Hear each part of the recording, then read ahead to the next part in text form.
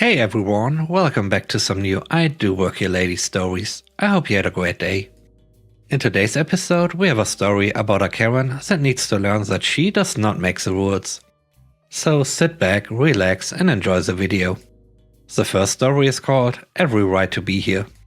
I work for a company that sells backup power sources for both residential and commercial customers. My job is to go into big box stores and set up displays and represent my company while trying to get potential leads.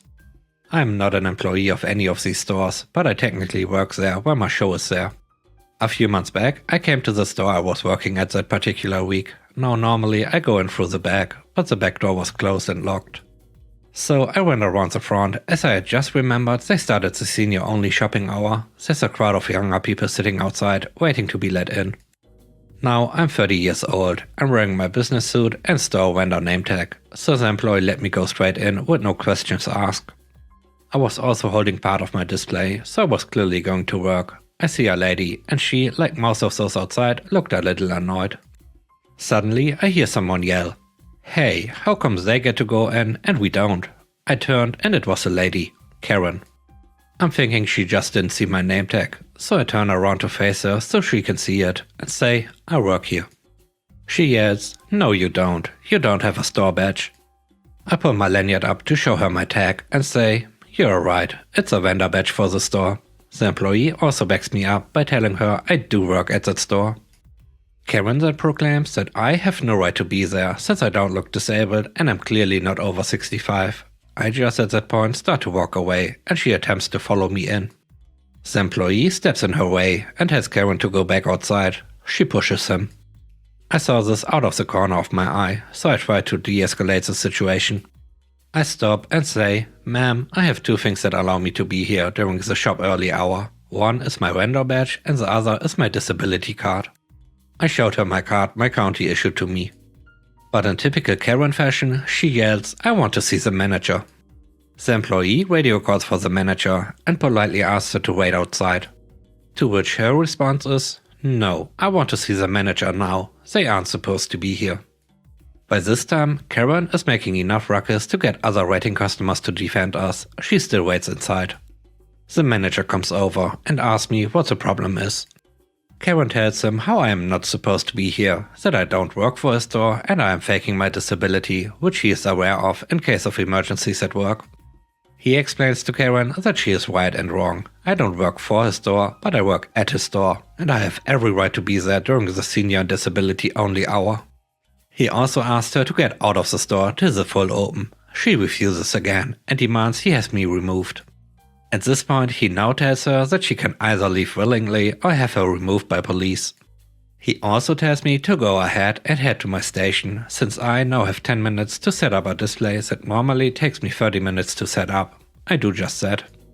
About an hour later, I realized I forgot a cable in my car and needed to go get it. I go out and see a police officer leaning over the passenger window of his cruiser. He is telling Karen that she can either leave quietly now or he can take her to jail. She sees me and is livid. Priceless. The officer took her to jail. She was charged with criminal trespass and disturbing the peace. Well, a Karen that got what she deserved. I like that. If you like that, why don't you show it by pushing the like button? The next story is called Karen Calls the Police Because I Work.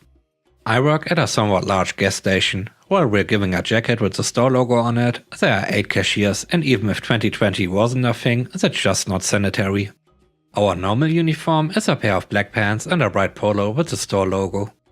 So it was pretty cold yesterday, and I was wearing my hoodie because the store is built very cheaply and isn't insulated. The ceiling is just bare metal. I was sitting in the chair for a couple of minutes by the eating area because it was pretty slow when I saw a car pull in. So I went back behind the counter. And here comes the delusional lady. She walked up to my counter.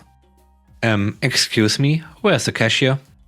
"You're looking at him. What can I do for you?" "I come here every morning and I've never seen you. You don't even have the uniform." Now, the reason that's relevant is that I always work late evenings, so I've never seen this lady in my life. I probably haven't been awake before 2 PM in a year. "Oh, sorry about that. It's just cold in here and the heat doesn't really work." So I took off my hoodie to prove to this lady that I did in fact work here. She then pulled out her phone as two other customers walked in and a line formed behind her. "This guy doesn't work here. I think he's stealing. I'm calling the police." She walked off to the sitting area and dialed for the police. Meanwhile, I guess the other two people realized she was an idiot, and they let me ring them up. She watched the entire time, telling the police that I was pocketing money. When they arrived, we ended up having to call my manager to the store to explain that I did in fact work there. They let her off with a warning and banned her from the store, but they wouldn't let the store stay open for the entire hour it took the manager to get there. I was never detained, as it was obvious that I worked there, but they insisted on talking to the manager. And did I mention I'm the assistant manager? So basically, a Karen can shut down a store for an hour and gets away with just a warning? I hope they sue her for the loss in income. Could be quite high for a gas station. The third story is called I Do Work Here, Officer. This happened a few months ago. I work in a high school, but have been out and not allowed to return to my room since mid-March. Also, I look young with my mask on.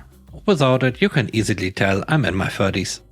So we finally received our designated times to empty out our classrooms for the summer. I'm just a paraprofessional, not a full teacher, so I didn't even know if I'll even have a job in the fall with the school. I decided to go and full empty my desk of all personal belongings and extra snacks that I always keep in there. Nothing that went bad, but stuff that I keep on hand in case of low blood sugar. It's important to note that we have been authorized for casual wear, so many of us showed up in simple shorts and t-shirts. Most of my co-workers recognized me with the mask. However, the school recently hired a new principal and police officer the week prior to all of this fun.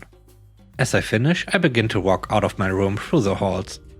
I manage to get to a section of the hallway near my parked car when the officer comes around the corner and tells me to freeze. The school is closed, no students allowed. Put the bag on the ground and step back with your hands in the air. If you thought you could sneak in and steal some stuff, you are mistaken. I'm employed with the school. As I offer to show my ID, the new principal comes around the corner and joins into this mess. He says to the officer, "I told you I saw a kid stealing. Arrest him now while I notify the other officers." At this point, the officer has my ID in hand and looks at me. I go to remove my mask and he drops his hand towards his holster and shouts at me to not move. Rather than risk getting tased, I call down the hall to a group of teachers who know me well enough. The officer tells them to stay back, but one of the teachers happens to be the junior reserves teacher who many officers know well. He regularly helps teach defense classes in the community. I should also mention he retired quite high in the military and everyone respects him even more for it. Calm down, officer, he has been here for a year and a half and isn't that young. He proceeds to walk over and signal for me to remove my mask. Once the officer sees my beard pop into view and matches it to my ID, he begins to apologize profusely while getting upset at the principal. The principal has now turned red in embarrassment. I told him it was okay considering the circumstances and that I would not be upset or report him. The last story is called Karen Doesn't Want to Talk to Me in My Office. About 21 years ago, I co-owned and operated a small IT business with my then girlfriend. We operated out of our residence. We mostly did mobile tech support, though we had an attached office just for the business where new clients could visit.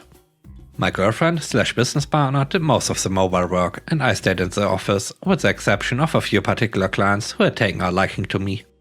On a particularly hot summer day, this was in a southern state, so it was both hot and really muggy, a woman came in, carrying a MacBook. She looked down at the seat at me. "Go get your dad and hurry it up." I was very tempted to roll my eyes and sigh out loud. I got this kind of reaction more than I could count, unfortunately. I have a baby face, even now in my mid-40s, and must maintain a full beard to be taken seriously. The beard is about halfway these days, so it helps more than you might think. "I can't help you, ma'am. We do not work in Macintosh systems at all. I'm looking for your dad, not some punk kid like you. Now go get him." "Madam," I had enough by this point and growled my words. "I don't think that you understand. I am the owner of this business. We do not work on Apple computers, and—" "I'm not listening." She had crossed her arms and even stamped a foot. "Listen here, lady. If you don't leave, I will trespass you and call the sheriffs over to remove you." She refused to budge, going so far as to sit at the other desk, my partner's desk. "No, I'm not listening to some snot-nosed kid." "I'm 24, you cow." She rolled her eyes, and by this point I had finished dialing the non-emergency police number. An hour later, having thankfully endured the silent treatment while we waited, 2 deputies arrived and escorted her outside. They gave her 2 options: leave in her own vehicle or leave in the back of the cruiser. Thankfully, she chose the former. The deputies were still there when my business partner got back home, and she found it entirely hilarious. At the time, I just glared at her laughing, as I didn't think it was funny then. A random person can enter your office and stay there for over an hour after you told them to leave? And the police let them leave without anything? That just seems wrong. What do you think?